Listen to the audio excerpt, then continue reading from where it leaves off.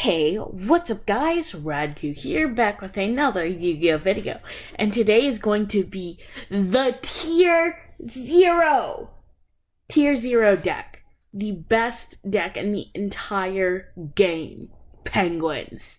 This is the best deck you've ever seen. This is Tier 0. This is the best you can get. It doesn't get any better than this. All jokes aside, this deck is actually really, really bad. The deck barely has any synergy, and the little synergy it does revolves around literally this one card. Like, literally, this is the only card in the archetype that actually does anything good.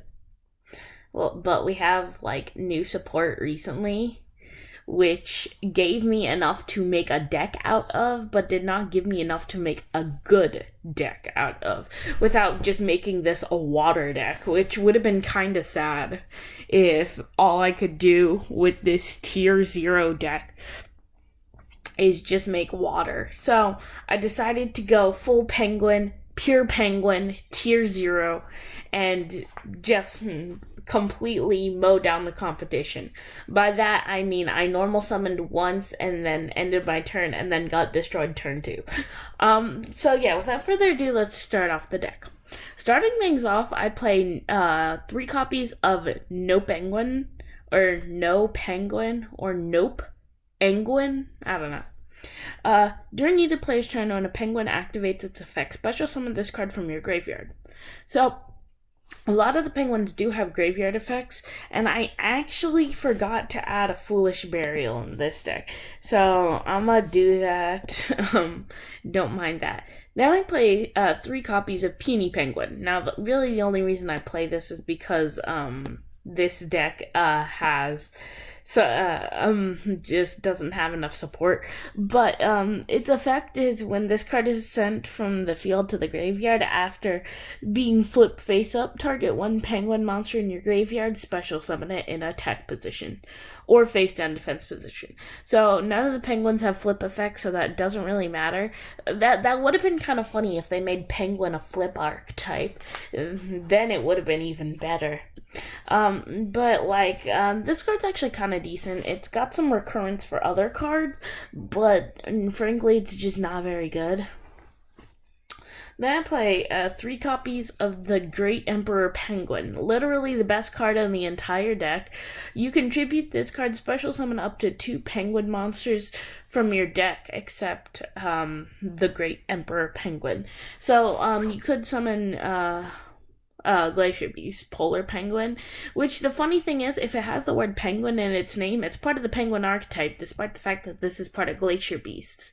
But this card's actually really good, and it has some great synergy with Legendary Ocean, which I'll get to in a second. But really, this card's actually pretty good. Then I play 3 copies of Penguin Torpedo. This is the second best card in the entire deck. It's actually really, really good, because this sets up all your combo plays. If you don't draw into this, you die. So what you could do is, so this card can attack directly, and when it inflicts damage, target 1 level 6 or lower monster your opponent controls, take control of the target until the end phase, but its effects are negated. Also, it cannot declare an attack, which is fine. So it can attack directly. That is an effect. So it attacks directly, you take control of a monster. Then you can special summon No Penguin, and then its effect is during either player's turn. When a penguin effect is activated, you can special summon it. So you can special summon that back. Then you have 2 monsters that you could use, or 3 monsters that you can use for link plays. But you don't have any tuners, so you can't go into Hucky Fibrax. I told you I'd make this deck as competitive as possible, but I kind of failed. But this kind of card is kind of just your play starter. The most you can do is summon 2 monsters and pass. So really, this gets you to your goal of summoning 2 monsters and passing. Now I play 3 copies of Guard Penguin. I actually don't think this was even meant to be in the archetype, but even if it wasn't, it still has a penguin name, meaning that it's searchable through Emperor. When you take damage from a card, during the damage step, you can special summon this card from your hand, and if you do, gain life points equal to it. So this means that if you take battle damage, you still don't do anything. And there aren't a ton of decks that do burn damage anymore, so yeah, it's useless, but it's a penguin monster. So yeah.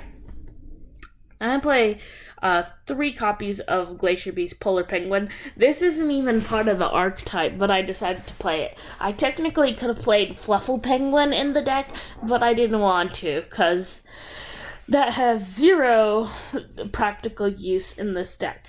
So, this card actually has a decent effect. It's a good one-off normal summon. When this card's special summoned, you can target 1 card your opponent controls, return it to the hand. So that means you can return, or you can have Great Emperor summon this out, and then use its effect. Plus, it's a tuner, meaning you can use Hacky Fibrax. But if this card on the field is destroyed by battle or card effect, you can target 1 card your opponent controls, return it to the hand, then, yeah. So, decent effect, all things considered. It can set you up for Hacky Fibrax plays, and you can have a double monster return to the hand, which is pretty good. So, the only good card that I play in this entire freaking deck, 3 copies of Barrier Statue of Torrent. So, this card's actually really good in this deck, because you can set up this Floodgate, your opponent can't special summon monsters. They're really locked out for a while. I'm going to play 3 copies of Ash, just because generic disruption. Plus, I do play a Paleozoic engine in here, so some good disruption. 1 copy of Upstart, because make it a 39-card deck.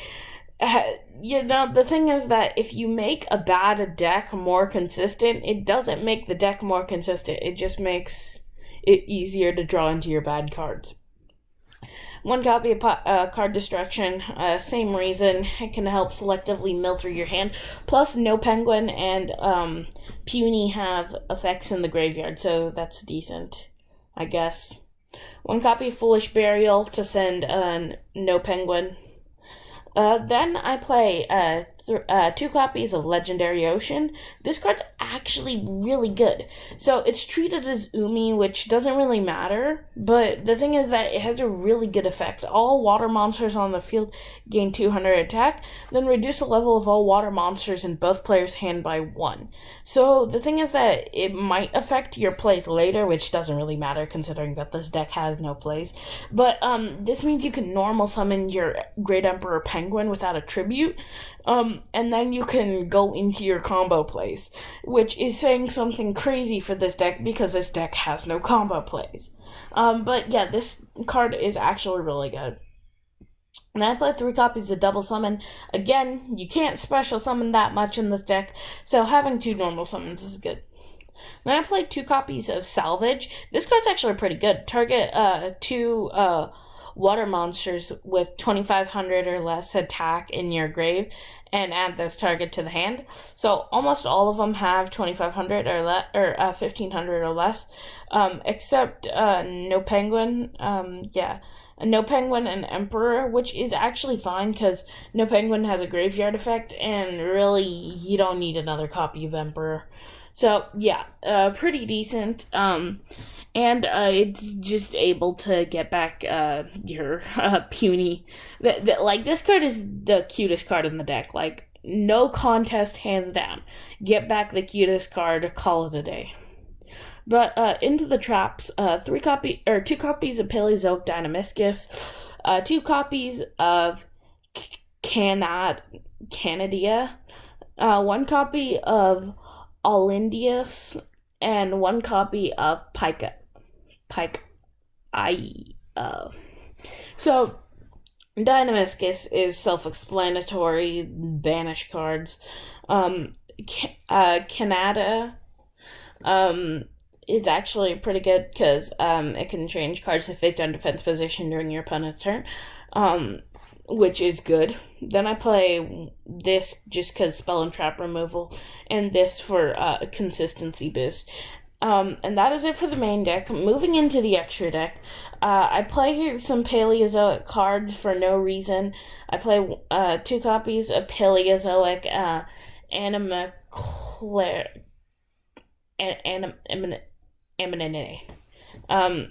yeah, I play the Paleozoic cards. 2 copies are totally awesome because no reason other than the fact that you can use your Paleozoics to go into it. You can't even go into it with this deck. So, I mean, you have some you have some synergy because of the fact that it's water and it gains 200 attack with Legendary Ocean, but really, who cares? And then I play 3 copies of Penguin Brave. This is literally the only Penguin card for the extra deck. When your opponent cannot target face-down defense position monsters you control with card effects.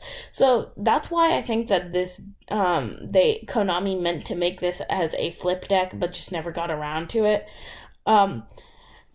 You can only use each of the following effects once per turn. If this card is synchro summon, you can special summon 1 penguin monster from your deck in defense position. Really good effect. When your opponent activates a monster effect quick effect, you can flip 1 water monster face down defense position. Not very good second effect, but its first effect is special summon from the deck is actually broken because you can use this, go into your Emperor, use Emperor to go into a No Penguin and a Torpedo, attack directly with Torpedo, attack directly with Torpedo. You can use No Penguin for link plays, and then you can set up like a Nightmare, and then really like your best board would be just an access code and calling it a day. So yeah, actually a decent card for once. Then I play 1 copy of Boral Savage Dragon because why not? Plus, you can actually make it in the deck, so there's that.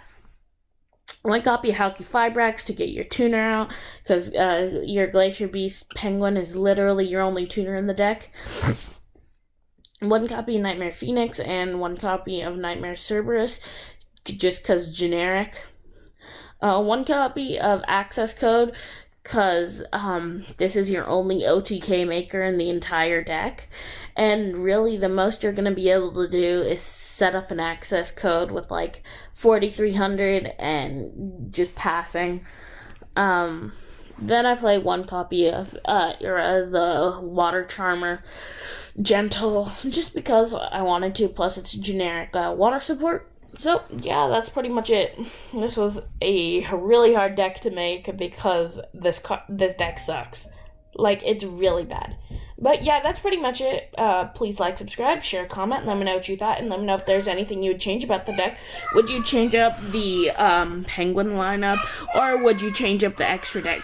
Yeah, that's pretty much it. I'll see you in the next Yu-Gi-Oh video. Peace, guys.